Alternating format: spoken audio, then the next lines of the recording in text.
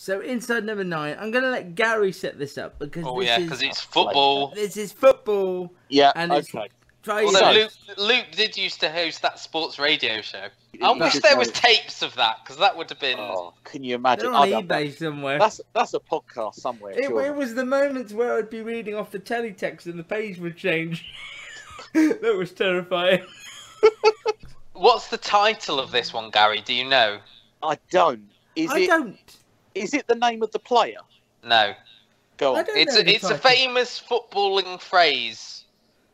Game of two halves? No. What's the famous phrase they talk about? The people who was it about? This referees and linesmen. Yeah. So what's the famous phrase that's chanted about referees? The referee. Well, I can't say that. That's the name of the title. What is it? Oh, okay. Yeah, I got you. I'm with you. Okay. So referees of water. There you go. Ah, right. Yeah. Or it's W star ER is how it's. The referee's a waiter. Fuzzy is on the side. They're only like guest referees. Now, basically, what this is the main character is the referee who is about to referee his last football game. This is his professional. He's in like the championship, so he's not a Premier League referee. He's the next level down. Okay. And very early on, you see him getting ready. He's geeing up his seconds, his linesman and his fourth official. Now, the fourth official is Reece Shearsmith or not? I only don't know because I don't know. Was it that or was it Steve Pemberton? Oh, Steve Pemberton, and he plays someone who sort of is a bit about himself. Was Shearsmith the linesman? Yeah, Shearsmith is the linesman. Yeah. So you look at me with my football knowledge. I know. Indeed, yeah. Steve Pemberton plays this kind of guy who once refereed a match at the San Siro and can't stop talking about it. No, that's Reece Shearsmith. Okay, well that's the Reece guy. Shearsmith keeps talking about the San Siro. Yeah. Okay, and his character is basically all about the rules as well, but he's a bit of a nerd.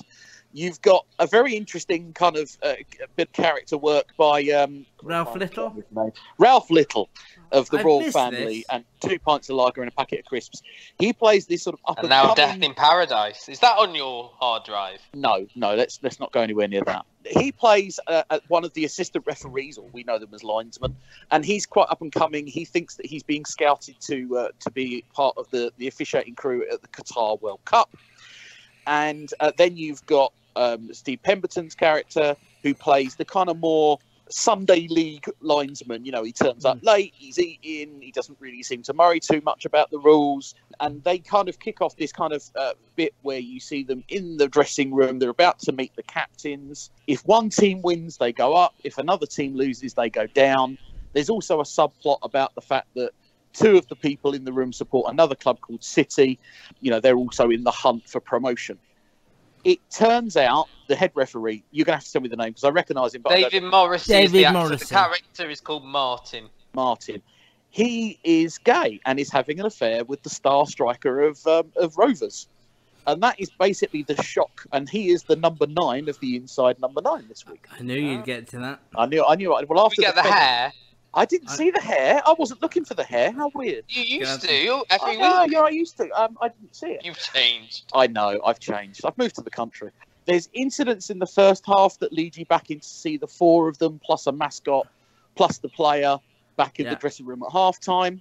Yeah. And a big reveal at the end when David Morrissey reveals his true colours, shall we say. Nice. Oh, nicely done. Nicely done. It's there's the nice twist that you get in most episodes of Inside Number 9. Which you're sort of waiting for a little bit, aren't you? And I suppose you get one early on as well with, as you say, the relationship between the referee and the player. It's almost like a 3-act play, this, isn't it? Yes, a lot of the best ones have been. But this more so than others, I think, because you've got it's so stuck in the one place. Periods. You've got the one, then the 2.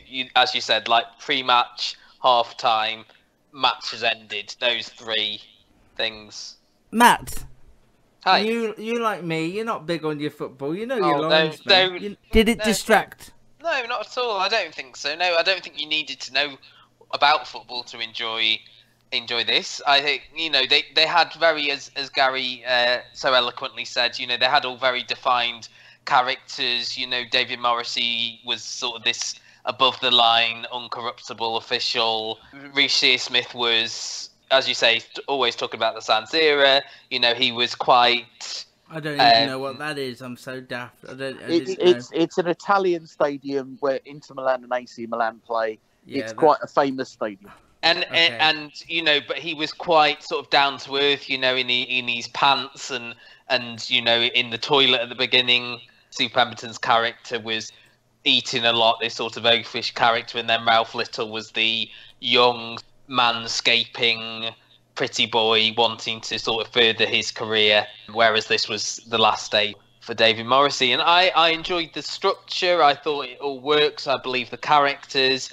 I thought the twist was a little bit weak in terms of Inside Number Nines, but it worked in the context of this. I didn't think it needed a big twist. This was sort of It was never going to have one, really, was it? No. Yeah, I enjoyed it. I think, you know, as we've said before, the first episode of an Inside Number 9 series is almost that little sort of intro. You know, you don't ever get your sort of big, dramatic or dark, innovative ones. You know, very dark in the first episode. You tend to get, here's some people you recognise, here's a sort of recognisable situation, have at it. I would say this is probably my least favourite episode of Inside Number 9. I found myself drifting away. I found myself not as engaged. But, do you think that was the subject matter? I think so, because I don't even know the little that Matt knows. I don't even know that. So I'm assuming a lot of the gags just went over my head through my just complete lack of knowledge of. I don't think there was a lot of football gags, though. I don't think there was. There was not a lot of football gags, but I suppose there was football structure, shall we call it? So I didn't understand what the arguments were about a lot of the time, and okay. It's not me being difficult. I just genuinely didn't, you know. If this was a drama, I'd have the same issue. I just genuinely didn't know what. I mean, it was clearly written by people who do like. Oh yes, I think that's the one thing. It's written by Steve Pemberton and Reece Shearsmith. Yeah, who I'm assuming are football fans. But yeah, probably my least favourite. But a bad episode of Inside Number 9 is better than most of the BBC comedy output. So that's not. That's not a slate as well. Better than Warren. Well, don't put me in an awkward position. Better than King Gary. Oh, see, you're really pushing me. Yeah. The thing I wanted to talk briefly about was I've got 3 episodes in the BBC previews section that I can watch. However, episode 2 cuts off after 10 minutes because they want to keep it a complete secret for everybody. They did the same thing with The Masked Singer. They didn't show you. Matt, will you stop? I think we know what Matt's show of 2020 is so far. Yeah. I know.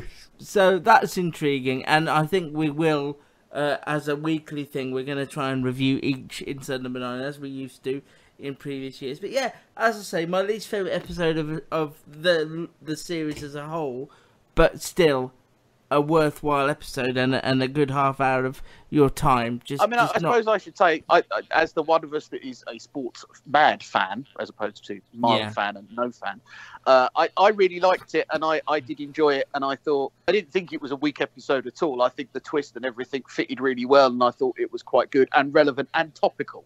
You know, there were things in there about the Qatar World Cup, you know, about in-play betting. You know, these are things that are affecting football at the moment. So I thought that was quite good. I liked it. I don't agree that this was a weak one, in my opinion. No. Okay. No, it was a nice sort of just like intro one. You know, it was a nice sort of more sort of comedy, very sort of base. You know, I was quite invested from beginning to end. I didn't find myself drifting like Luke did. I drifted. We will talk about the second and third episodes of Reece Shearsmith and Steve Pemberton's anthology drama, comedy, thriller, whatever you want to call them. They're not tied down to one thing. That's why we love them so much. Inside Number 9, the second episode called Death Not Be Proud. Almost. Death Be Not Proud. Oh, well, they're just trying to be clever there, aren't they? So this was an episode with Jenna Coleman and her boyfriend. They're moving into this flat. They've heard whispers of somebody being killed, and this was the episode that the BBC gave critics the first, I think, 8 minutes of, and then said you're not seeing anything else. And the reason they did that was because at about that mark, it's revealed that this is kind of a follow-on to their other hit Psychoville. It's with a secret Psychoville episode. Yeah. Really. It's just so brilliantly done. Well, it was sort of the build-up was we've got this black for a cut price. There was a death in it at some point. The Jenna Coleman character contacts the old owners, and it turns out to be David Sowerbutts, who, you know, alongside his mum were two of the characters in Psychoville, and it is told in sort of flashback about how he and Sarah Silmani were living there, you know, and it did have the gothic edge of the Psychoville episode. So Maureen was being kept in the bath. They got rid of most of the body, but kept her head in the wall, and it had like the little moments. Mr. Jelly, the clown, featured in there as well, and the final scene was them doing the Superman dance, which was a Psychoville thing, wasn't it? But we also had, was it Soldier Boy? Crank That by Crank Soldier That, Boy. which was a nice little addition. But no, I thought it flowed along really, really great. I would be interested to know if someone who watched this who didn't get the Psychoville references, if it worked as much for them. And I also found the ending to be a bit odd, that Jenna Coleman killed her partner at the end. And left him in the bath, so and the killed cycle David continued. as well. Why she was being controlled by Maureen's head. I didn't understand that. They possibly needed to It didn't explain. really need a twist ending, that one. No, did it, really? no, because the twist was that it was a Psychoville. Unless it was sort of this was his sister or something like that. You know, that would have been an interesting twist, that she had another child. On the whole, I thought the ending was a little bit easy. You know, we needed to kill David off so we could do David and Maureen's ghost doing the Superman at the end. But apart from that, I really enjoyed this, and I enjoyed being in the company of these Psychoville characters. And we were having a discussion, weren't we, about could they have brought anyone else back? But I think everyone else was killed off. Didn't survive. I just thought it was pretty perfect, and I agree about the ending. I didn't really fully understand why Jenna Coleman did what she did at the end. That character hadn't shown those tendencies or anything before, but I just thought Reece Shearsmith and Steve Pemberton, they've had huge success with everything they've done, but they never forget that they work for the fans, and they did a nice thing for the fans who love Psychoville and Inside Number 9, and bringing them together. And it must have been a brave thing to pitch as well, because people would say, what if people don't remember Psychoville? How will people feel if they've never seen it? But I like that they just stuck to their guns and did this episode in their series, and I can't wait every week for when Inside Number 9 comes on. Episode 3 was called Love's Great Adventure. Yeah. Trevor and Julia, who wanted to make Christmas really special for the family. They'd been looking after their grandson. We didn't know for a long period where that young boy's father was. They've also got a teen daughter of their own who's learning to drive. Reece Shearsmith's teaching her to drive. She wants an expensive prom dress, and they're a family who struggle to make ends meet. But as I say, Christmas is always something they try and aim for to make it special for the family. Yeah. And the whole structure of this was centered around an advent calendar. So we saw various days. We saw the advent calendar being opened, and the number 9 wasn't open for the longest period. It was a kitchen sink drama, and I don't think Reece Shearsmith and Steve Pemberton have really done that before. No, there's been elements of it, hasn't there, in other episodes? I was thinking 12 Days of Christine's probably the closest they've come. I was thinking the first half of To Have and To Hold was the closest until you find out about his secret basement. That was all, playing jigsaws in bed and things like that. That was all very mundane and things like that. And I think the thing with Inside Number 9 is you are always trying to wait for that twist. And I think something like, the football one we talked about in the first episode, the twist was quite secondary. And here again, they didn't make the twist. Well, a lot of people missed it. A lot of people missed it. I don't know whether we should spoil it or not, but a lot of people missed what the twist was. I had mixed feelings about the episode as a whole, but I thought the family drama aspect, going back to what I always... What was her name, sorry? Debbie Rush, who is known for Corrie as well, so that was an interesting casting decision, I think, to have someone who's known for sort of like a family drama sort of thing. And I thought the young actors as well, who played the daughter and the grandson, were very good as well. I thought there would be a little bit more to Reece Shearsmith's character, and I don't know if he was sort of in on knowing what had happened with the loan shark and everything like that. I didn't read it that way. No, because you know, him offering to pay for the damage in the car. He was sort of asking about the brother as well before he appeared on screen. I'm not sure if, but I think the most touching scene for me was the bit with Shearsmith and Pemberton, where Shearsmith was grieving for his late wife. You know, they were just there drinking beers, and I thought that was really well done. And it was sort of a tribute to like the dramas of like Mike Leigh and Ken Loach, and they do, as you say, like a 12 Days of Christine can come out in the middle of nowhere, or a Bernie Clifton's dressing rooms, where it is more just characters and you're not necessarily waiting for that twist. And I liked the sort of the opening of the advent calendar, things like that, for that structure, and everything there was believable. The daughter with the prom dress and the driving lesson. Dynamic. I could watch a series with these people because they're lovely people. It's a nice home. It's relatable. All my usual catchphrases. The actress playing the daughter as well, I was like, I'm sure I recognise her from somewhere, and it's because I've seen the trailer for Military Wives about 8 times. Yeah, and she's quite prominent in that as well. She's playing one of the military wives, oddly. So really? I think I probably preferred this one, and despite the Psychoville crossover, I think this was possibly my favourite of the two, because I think we both gravitate towards the Inside Number 9s, which aren't as sort of overtly gothic the more or intimate horror. ones. The more intimate ones, yeah. So I would recommend watching both of them, but I think people will get more out of Love's Great Adventure. Inside Number 9 continues Mondays at 10 on BBC Two, and you must check it out if you've never seen it. Inside Number 9, unbelievably, we're now at episode 4 with only 2 left because there are 6 in total, and I did quick maths to save you having to do it. Because it's an anthology, and because the tone and the genre, you can never pigeonhole it, and there are no bad episodes of Inside Number 9. This latest episode 4 that aired, might be one of my least favourites. I thought you'd say that, and I wasn't quite sure why. But you didn't like the first episode either, did you?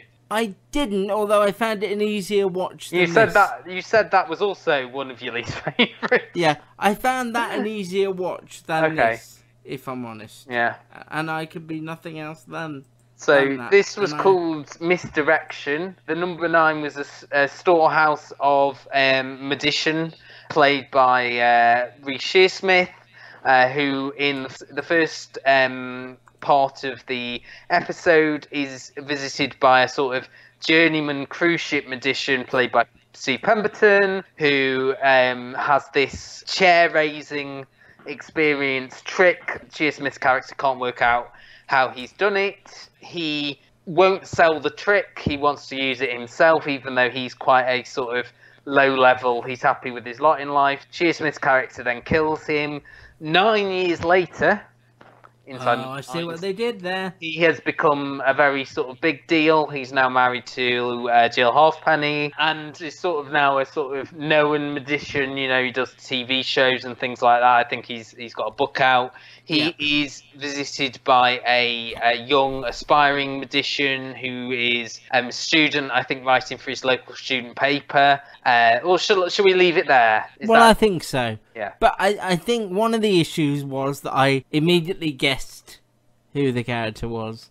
And the other issue is that I think, like a lot of Inside Number 9s, it's just 2 characters in a static room. I didn't like Shearsmith's performance that much. I always struggle with that actor, Fionn Whitehead, apart from in Dunkirk. Bandersnatch. I mean, I was hoping I could change the narrative of this at some point and pick what happened, and have Steve Pemberton back. Maybe that was it. That Steve Pemberton wasn't in enough of it. He was only in the very start of it. I was watching it and I was never really that engaged with it. No, I get that. Probably, I would agree. I mean, the 2 and 3 were so good that this one had a lot to. This one reminded me a lot of Riddle of the Sphinx, in that it was that sort of one-upsmanship in terms of, you know, this was based around a very sort of niche world. That was the crosswording. This was the magic world. I don't think it was meant to be a secret, the connection between the Fionn Whitehead character and Pemberton's character. It was mainly the third act reveal and what he had been doing in actuality, rather than trying to get the secret from him about revealing one thing, it was actually another thing that had happened. That sort of misdirection. I think they didn't nail the landing for me. I still liked it. I still found it clever, but I get, that was a long sequence of just Shearsmith and Theon Whitehead talking in a room, and I don't think it had the same effect, because in Riddle of the Sphinx you had, Shearsmith and Alexander Roach, and then Pemberton and Alexander Roach, and then Shearsmith coming in the last bit to change the dynamic. I don't feel like this had it as much, and I think after the last 2 episodes, Death Be Not Proud and Love's Great Adventure, this did fall a little bit flat for me, but I'm hoping... have you seen the next one, Thinking Out Loud? I haven't. I know the premise of it. Oh, I don't know. I know it's got Maxine Peake and Phil Davis. You don't want me to tell you what the premise is. I won't tell you then. Good. Okay. But I'll tell you off air. No, don't. Yeah, you can't control what I'll say when we stop recording. I can hang up on you, my friend. Inside Number 9 on Monday nights at 10 on BBC Two. We're going to be talking about the 5th episode of Inside Number 9's 5th series, called Thinking Out Loud. I should say at this point the BBC have commissioned series 6 and 7 of the anthology series. A bit more news. Thought I'd spread it out. Leave news gatherers wanting more. Yeah, 6 and 7 are confirmed for 2021 and 2022. So this one was monologues to camera. Maxine Peake was the main star here. Reece Shearsmith and Steve Pemberton obviously popping up. Did you want to sort of break this down? I don't think we need to talk about the characters and them that deeply. But basically, we see all these being filmed by so it's slightly different. I suppose it's different people who would be speaking on camera. I mean, it had a sort of Alan Bennett's Talking Heads, didn't it? It was people narrating what was going on to camera. So it started with Phil Davis playing this widower who was doing video dating. Then we had, as you say, Maxine Peake seemed to be sort of having a counselling session. Steve Pemberton was playing this American death row inmate or just prisoner. Then there was a sort of a vlogger. And then we had Shearsmith was playing a guy who was dying of cancer, who was taping messages to his unborn daughter. And then the last one was like, you didn't see a lot of her. She was like a singer. A choir singer. Should we talk about the twist or no? I think you have to on this one. Okay. But what I would say was, Inside Number 9, its only constraint is the fact it has to have a twist. And I would say this series, and we haven't seen episode 6 yet, this series hasn't had that good sort of wow moment where you go, that was clever. They've had some great episodes. We liked 2 and 3. You liked 1 a bit more than I did. But yeah, I think sometimes the need to have a twist sort of lets it down, because I loved all the talking heads. I love Reece Shearsmith, who was on the brink of death, talking to his unborn child. I found that really moving, and I found it really funny, the Phil Davis thing, talking to a potential suitor on the dating site. I just loved it all, and I thought it really gelled together. And then I think you have to talk about the twist, because I found it kind of ruined things for me, and I didn't like it at all. I'd sort of guessed it a little bit. I was thinking, have you ever seen the film Identity? I feel like I have years ago. It's John Cusack, Ray Liotta are the main actors in it, and it's these people who are stranded at a motel where they're being killed off one by one, and it turns out that they are all 12 personalities in the same head of this prisoner. I was thinking, is it going to turn out that these are all the same person? And it's sort of, apart from Phil Davis, they all were. They were different elements, weren't they, of Maxine Peake's character, Nadia, who had suffered abuse at the hands of her father, who was the Phil Davis character. And I think, had he killed her mum? Am I right in that? Yeah. Yeah. And he had been in prison for years, had come out. They'd found his internet dating video online, her and her therapist, and all the different elements of the personality were coming together to tell her to do different things. That was the sort of gist of the twist, wasn't it? I would have just quite liked the talking heads and there just to be some link between all of them, but we didn't know. For example, I was thinking towards the end, is it going to reveal who's behind the camera? You know, and because she didn't do anything. No, the therapist. No.